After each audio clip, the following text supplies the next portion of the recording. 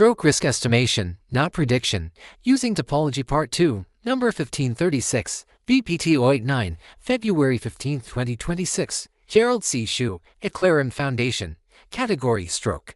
TDA results, the 3D trajectories of both Layer 1 and Layer 2 show clear geometric clustering of high-risk years. In both models, Layer 1 and Layer 2, the years 2014, 2019, 2024, and 2025 occupy similar spatial regions associated with higher CVE risk.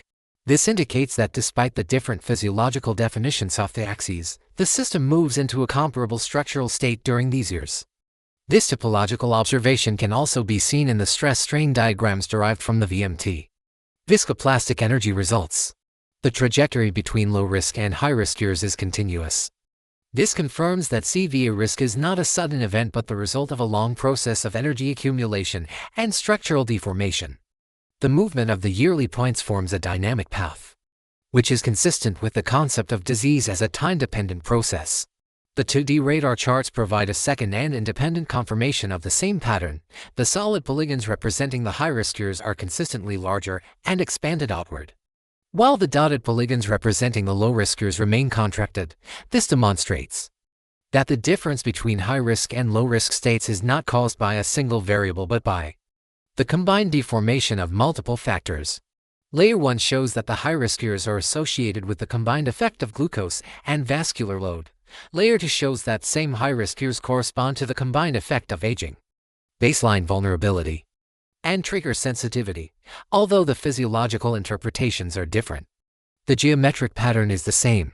This agreement between two independent risk models and two different geometric projections confirms the stability of the observed biomedical pattern.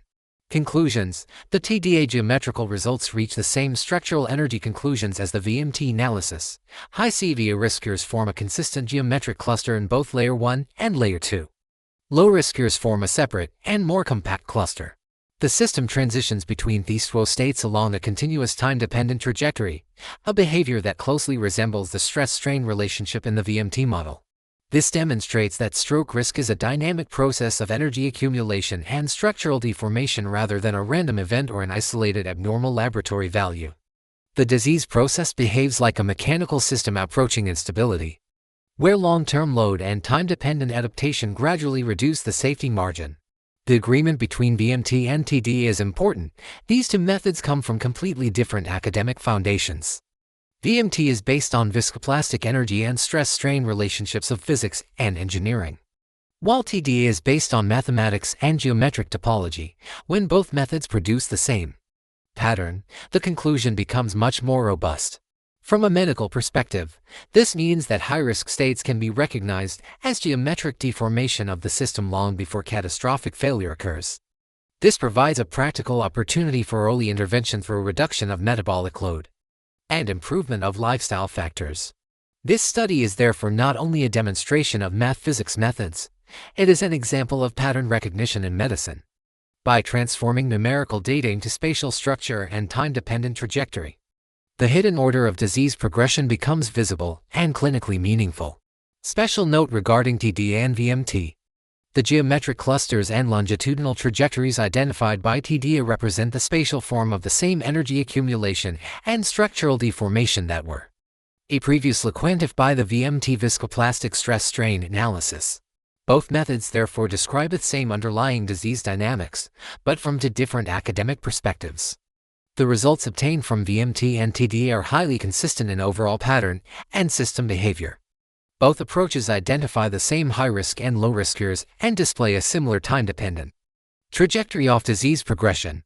However, the TDA geometric topology model does not contain concept of strain rate change over time that is embedded in the VMT viscoplastic energy model.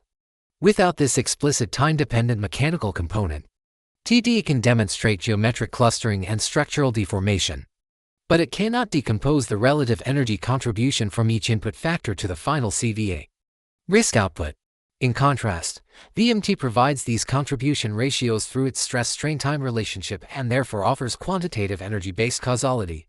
In this sense, TDA serves as a geometric validation of the VMT results, while VMT provides the mechanical and energetic interpretation. Eigenvalue-based methods such as principal component analysis (PCA) describe data variance and dominant spatial directions in a multidimensional space. This information is useful statistically, but it does not represent the primary physiological mechanism of disease progression in this study. PCA reflects how data are distributed, whereas disease evolution in this model is governed by time-dependent accumulation, mechanical deformation, and energy transfer. For this reason, the eigenvalues and their variance ratios provide limited insight into the causal structure of CVA. Risk. The focus of this TDA study is therefore placed on the geometric component of topology, the spatial configuration of annual data points, their clustering behavior, and their continuous trajectory over time directly reflect the structural evolution of the metabolic and vascular system. This geometric interpretation is consistent with the viscoplastic stress-strain relationships and their associated energy concept of the VMT model, in which disease progression is viewed as a process of continuous deformation accompanied by a progressive reduction of the stability margin.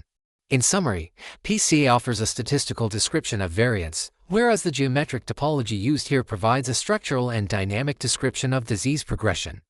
Since the objective of this biomedical research is to understand energy accumulation, deformation, and instability rather than variance alone, the geometric approach is more physiologically and mechanically meaningful.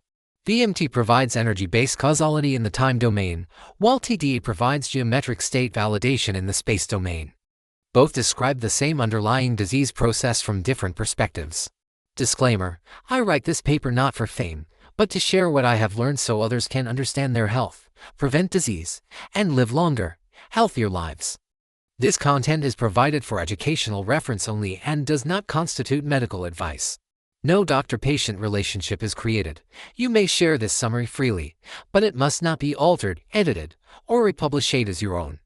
All intellectual property rights and copyrights for this article and its related materials belong to the author, Gerald C.